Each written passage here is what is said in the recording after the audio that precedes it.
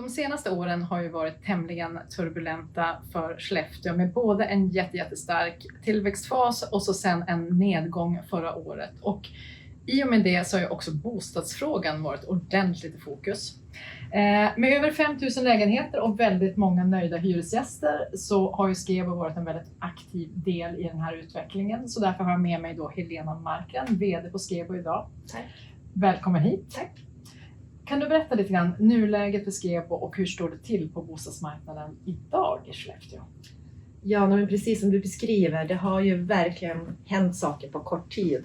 Vi har gått från att ha Sveriges största tillväxt med inflyttning och extrem bostadsbrist till att vi nu har tappat nästan 3600 invånare sedan all time high oktober 2024. Vilket gör att vi nu har ett större bostadsutbud än efterfrågan.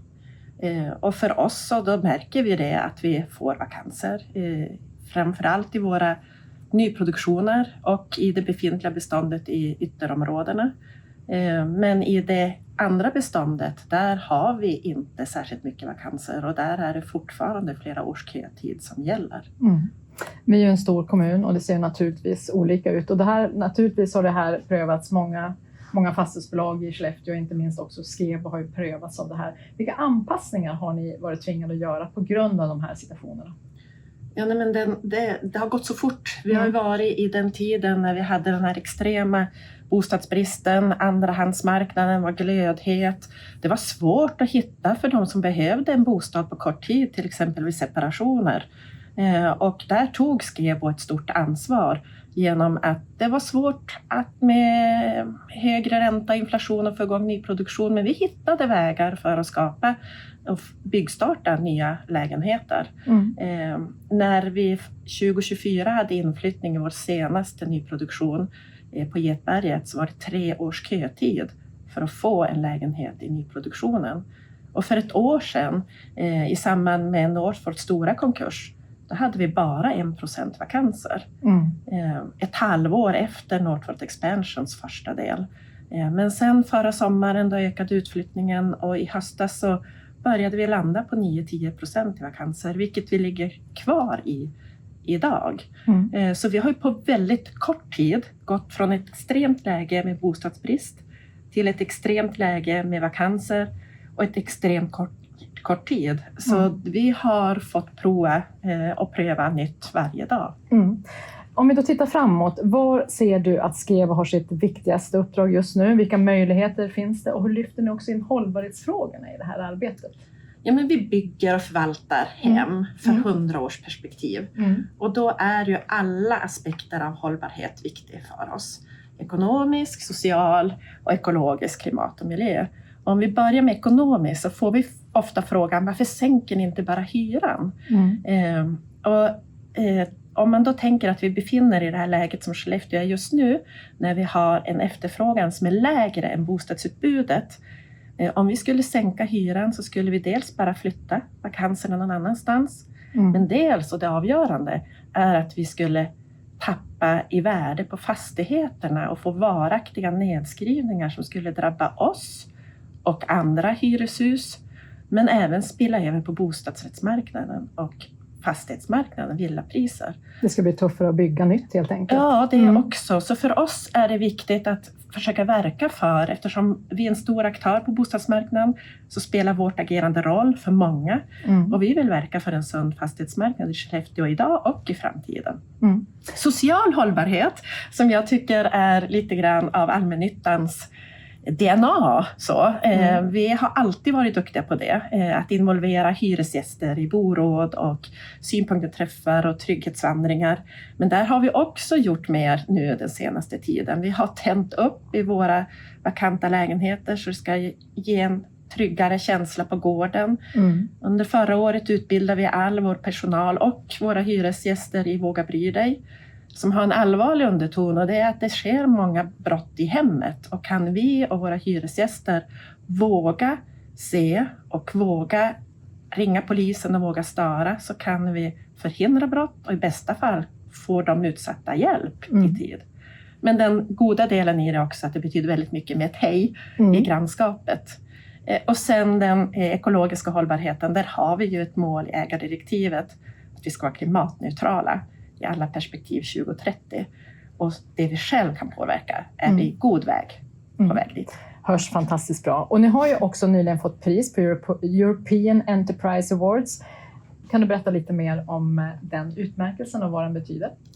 Ja, men jag tror att det är vårt tillsammans med Skellefteå kommuns arbete att ansöka om lån för affordable and sustainable housing via EIB, Europeiska investeringsbanken.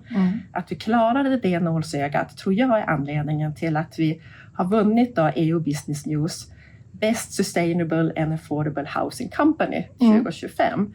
Och i sken av Europa just nu, där är bostadsbristen och utmaningarna mycket större än i Sverige. Där har EU för första gången tillsatt en bostadskommissionär. Man har bostadspolitik på sin agenda för första gången. Precis före nyåret så tillsatte man en plan för just affordable housing.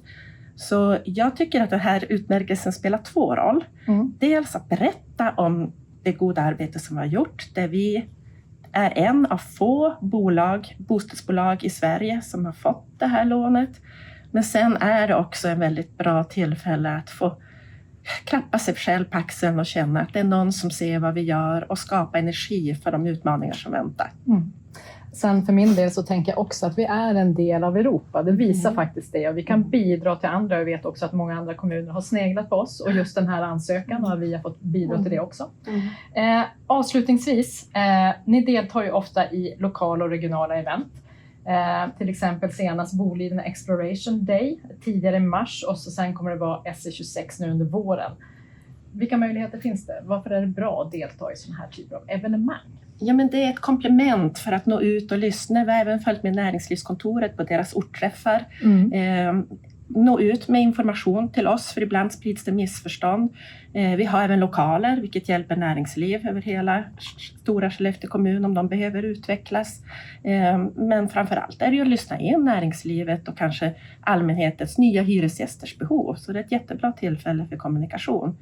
SE26 ser jag mycket fram emot. Vi ska träffas inom branschen för att utbyta erfarenheten i den här extrema pendeln som vi har varit och är i. Vad kan vi lära av andra? Vad kan vi lära mellan varann? Och hur överbrygger vi guppet? För det kommer vi att göra. Vi kommer att ha en trygghetsbox på torget med Skellefteå Buss.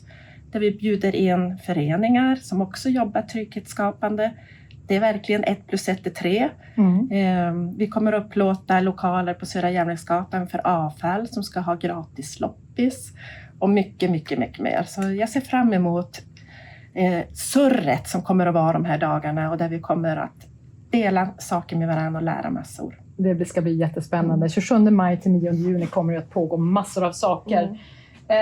Lite kort bara, vilka för övrigt då, du har berättat om det som pågår. Finns det något annat du vill nämna för det som återstår under SE26?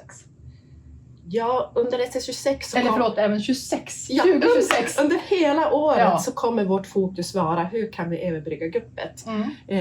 För vi kommer att vända befolkningsutvecklingen, vi vet bara inte när. Jag följer varje vecka och hoppas att nu är veckan som vi har bromsat. Kanske nästa. Men vi använder gamla beprövade metoder tillsammans med nya innovativa idéer. Kommunstyrelsen har precis beviljat ett pilottest att vi ska kunna se, kan vi omvandla befintlig nyproduktion i Bure bottenplan till trygghetsbostäder som är granne med hälsocentral och granne med det befintliga. Vi vet att trygghetsbostäder är en uppskattad bostadsform med tryggheten och aktiviteterna runt om det. Och sen kommer i mitten på april i kommunstyrelsen en till idé som vi har som också handlar om målgrupp och sociala aktiviteter som jag hoppas att vi får prova och sen blir det spännande att se om det finns ett intresse också. Ja, så ditt budskap är testa, prova nya idéer så kommer förhoppningsvis utvecklingen fortsätta. Gamla beprövade, nya idéer. I en blandning. Allt funkar inte, men då lär vi oss på vägen. Mycket bra. Tusen tack Helena och tusen tack till alla er som har lyssnat. Vi syns igen om ett par veckor.